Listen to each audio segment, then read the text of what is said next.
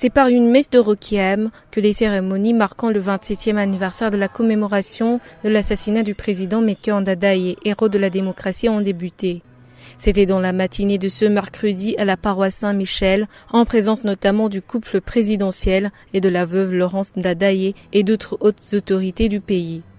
Le président Ndadaye nous a légué la démocratie. S'il revenait, il nous trouverait sur une bonne avancée ou il nous trouverait en train de marcher sur place, où nous avons fait marche arrière, a demandé l'archevêque de Bujumbura dans son homélie. Mbega nk'ubu ko turiko turaninahaza Perezida Melchior Ndadaye nk'injungu y'u Burundi, tukaba ico twagumije kuri we ari demokrasi, mbega nk'ubu yogaruka. Aujourd'hui, nous rendons hommage au président Melchior Ndadaye, héros de la démocratie, et nous retenons de lui la démocratie. S'il revenait, il trouverait que nous avons bien avancé et nous féliciterait. Il trouverait que nous avons fait une marche sur place, ou il trouverait que nous avons fait marche arrière. Uko biri kose abantu bama bakeneye gutera imbere. None rero ko twemera demokrasi nk'iragi ryiza, peu importe, mais les gens veulent avancer. Comme nous croyons à la démocratie comme étant le bon héritage, que chacun décide d'apporter sa pierre à l'édifice pour que nous vivions dans la paix fondée sur le respect des droits de l'homme, la justice pour tous et le développement durable. Dushimira Imana yari yaduhaye neza iyo ntwari yabona kure kandi yarinda. Dusaba Imana ko yobandanya iduha abantu nk'abo kandi bakaza bariyerekana mu gutorera inyishu ibibazo bihanze iki gihugu.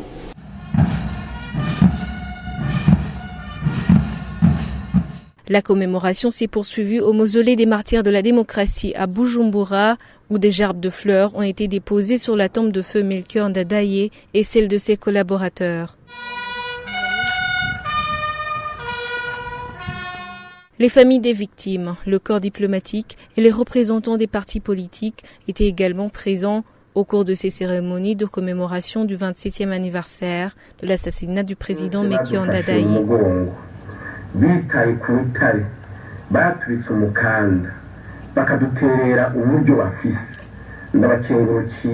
À la veille de la commémoration du 27e anniversaire de l'assassinat du président Melchior Ndadaye, le verdict est tombé. 19 personnes, dont l'ex-président du Burundi, Pierre Buyoya, ont été condamnées à perpétuité et une amende de 100 milliards de francs burundais et 3 autres à une peine de 20 ans chacun. Du côté du parti Fodebu, le parti de feu Melchior Ndadaye, il serait juste de ce procès, mais il craint qu'il pourrait y avoir des appels.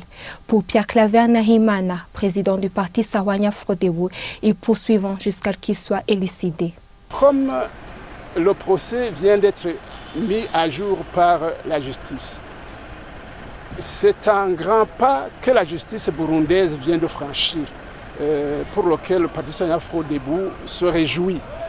Je pense que tous les Burundais se réjouissent aussi de ce pas qui est franchi par la justice. Mais comme nous le savons très bien, en matière de justice, il y a toujours des appels. Ça veut dire que ceux qui ont été condamnés, ils peuvent faire avancer le procès. C'est leur droit de faire avancer ce procès. Alors, en ce qui nous concerne, au niveau du parti Sawanya Fodebu, nous allons poursuivre cela. En tant que parti civil réclamant des indemnisations, nous allons le faire, nous allons continuer jusqu'à ce qu'un jour ce procès se termine complètement au niveau de la procédure judiciaire. Quant au parti Prona, ce procès démontre que la justice est indépendante au Burundi, mais qu'elle soit pour tous les Burundais victimes des massacres de 1993.